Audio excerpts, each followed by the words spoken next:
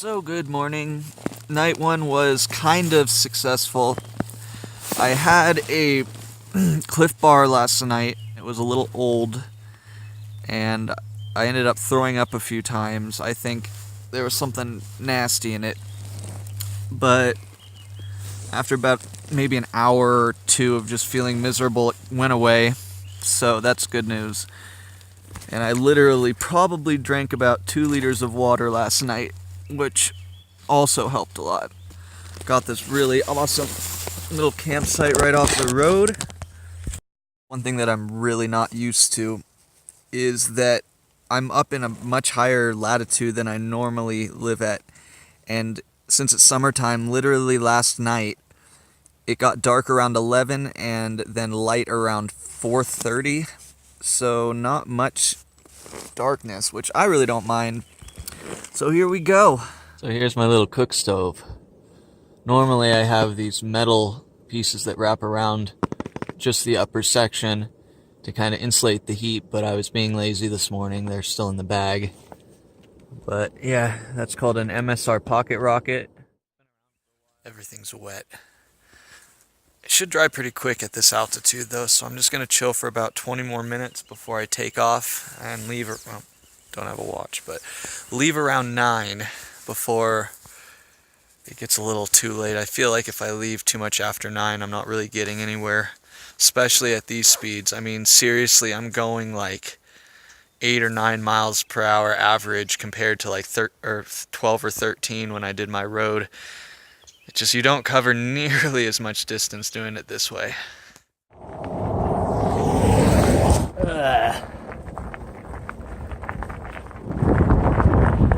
It's may be obvious on the camera, but this road is pretty washboardy, and according to my map, I'm going to be on it for like 10 miles.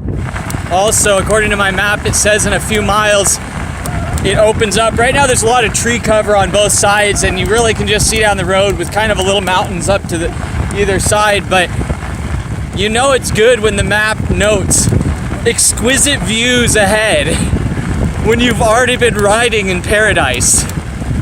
I think this may be what they meant when they said the view opens up. Check it. What?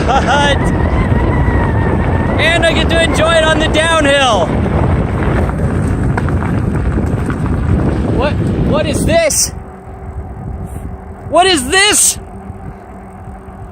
It's a real road! Ah!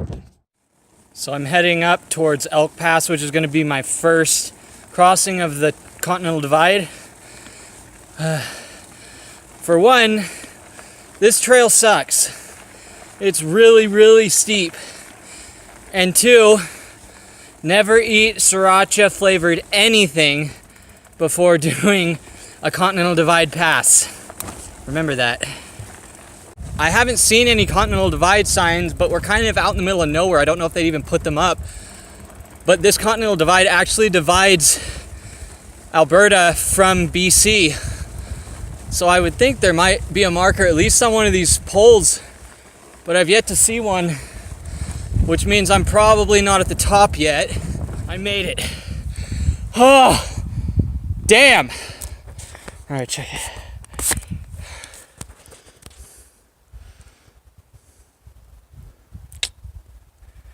First Continental Divide pass and first border crossing of this bicycle trip. I even got myself something special to celebrate when I got up here, and I'm so glad I did. Whew. So guys, I just crossed into British Columbia, and this is the first campsite, and I think Tobermory, and then on the door here, I'll show you. Hold on, let me put my bike down for a second. That's exactly what I thought. Check it out. This is for touring cyclists specifically. Let's check it out.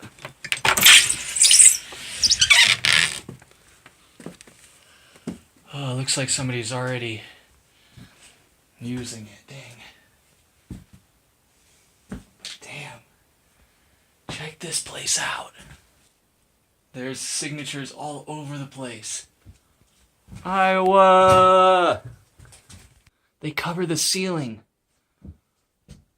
They cover everywhere. There's even pictures. Well, luckily I wasn't ready to stop anyway because this place is already occupied, so I'm just going to take off and not disturb it. Don't want to cause any ruckus, but according to the map, there's a few of them. Alright, well, cool. Onward. Oh, hell yes. Welcome to British Columbia. Day 2 is complete. I'm here in British Columbia, and they have these sites everywhere that are just, they say, user-maintained recreational sites, and you're allowed to camp here as long as the site is open. Oh, here, check it out. Hold on one sec. There's a sign right here. Check it out.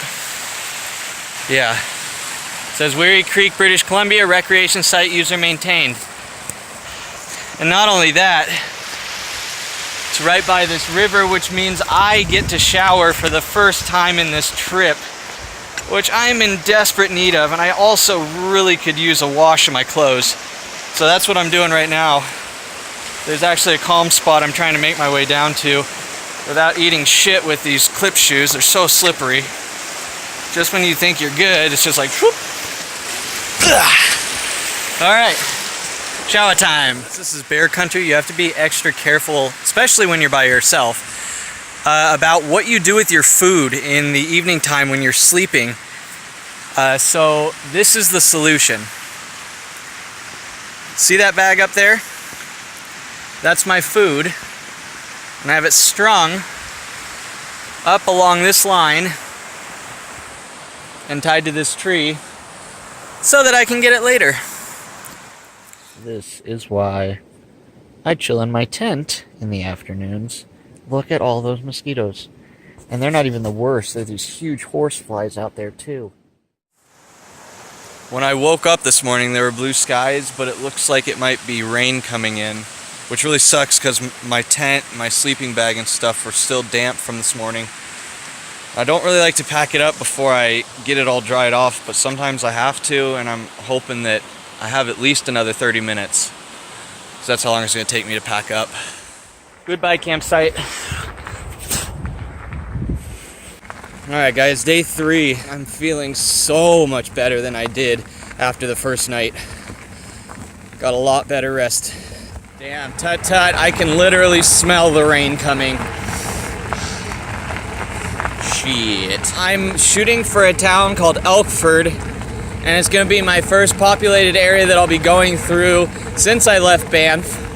And I'm hoping that there's Wi-Fi and stuff because I want to really get some uploads up so that you guys can see what I'm doing. And so I can just talk to some people. I mean, over the last couple days I've probably seen a handful. And I miss people. Got some elk coming up. Probably can't see them. Nope, they're gone.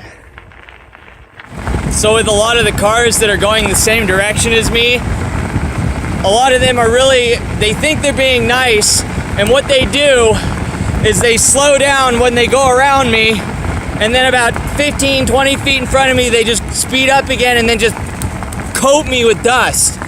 It's like it wouldn't have made a difference if you had gone past me at normal speed if you're gonna do that. I know they're trying to be nice. Just completed the first 100 miles of the trip. Yeah. Look at those clouds. Hell yes. Entering Elkford.